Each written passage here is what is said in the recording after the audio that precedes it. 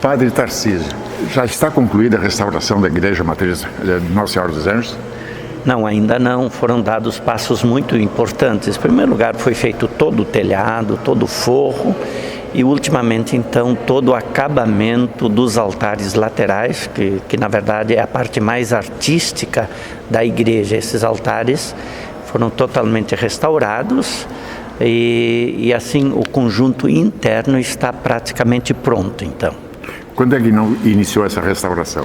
Essa inauguração tem várias etapas. Em primeiro lugar, sabe, na igreja sempre se trabalha enquanto há recursos disponíveis, né? Então foram feitas várias etapas até a gente concluir essa parte mais importante deste aspecto interno, né? Mas ela começou há 7 anos atrás já, esta estruturação da reforma. Além da pintura, isso envolve também a recuperação de imagens? Sim, aliás, temos algumas imagens que são bem históricas, que têm valor artístico, sim. Outras de menor importância. Houve no passado alguns problemas de roubo de imagens aqui nesta igreja, né? Então, algumas ainda são, mas essas estão bem protegidas para que a gente possa preservar estes monumentos, digo quase eu, da arte e da cultura. Talvez o mais importante das imagens sejam os altares, que hoje aqui representam um toque artístico muito importante nesta igreja. As cores, elas são preservadas, foram preservadas ou são cores novas, padre? Essas cores foram estudadas dentro do conjunto da arte, especialmente da época. Então, por exemplo, a igreja ela já tinha 7 cores. Foi feito um estudo para se chegar então a esta cor mais natural possível, de 200 e tantos anos, né? E depois os altares, sim, houve uma influência espanhola aqui nesta região.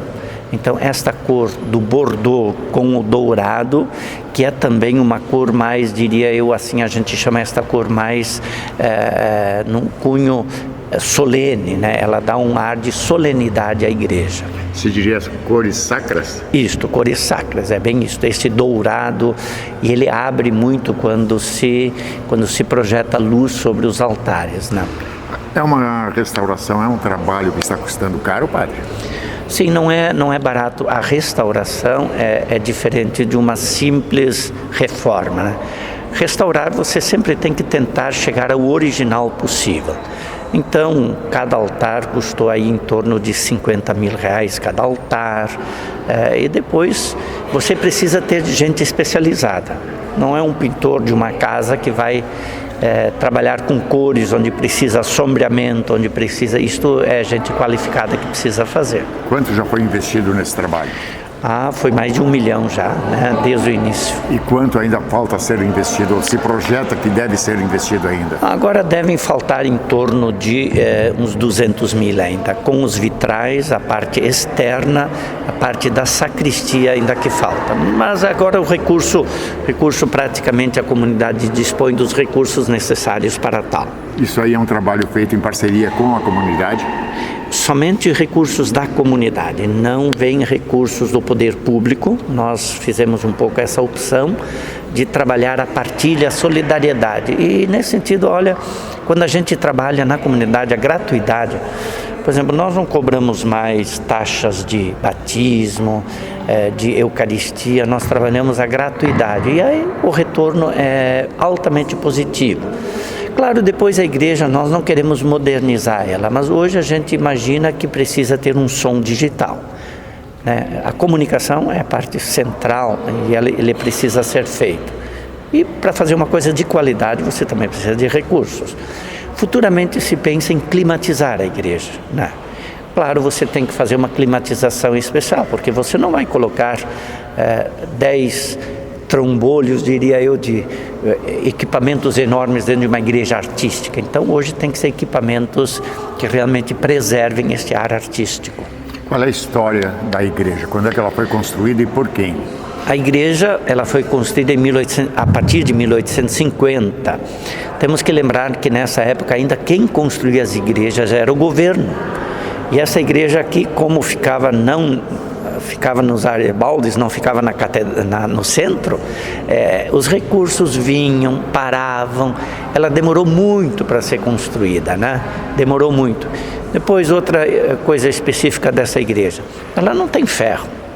Aqui é pedra sobre pedra, e é pedra-ferro, é pedra recolhida da roça, do rio, que foi sendo amontoada. São paredes de, por exemplo, 1 metro de largura.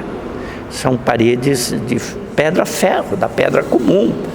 Então esse específico dá uma característica bem estilo a esta igreja, né? Estilo colonial, que se tenta preservar nesses restauros todos que se faz. A paróquia está em campanha visando angariar fundos para essa restauração? Para terminar essa restauração? A nossa paróquia tenta trabalhar o dízimo. O que é o dízimo? É a partilha mensal de cada cristão, consciente de que, além da estrutura material, nós precisamos recursos sempre para dar o ordinário.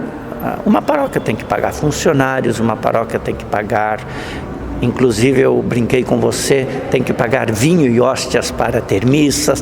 Quer dizer, ela tem toda uma estrutura que tem que andar. E a comunidade é muito generosa quanto a isso, né? A gente vai trabalhando bem, a comunidade responde bem com os recursos.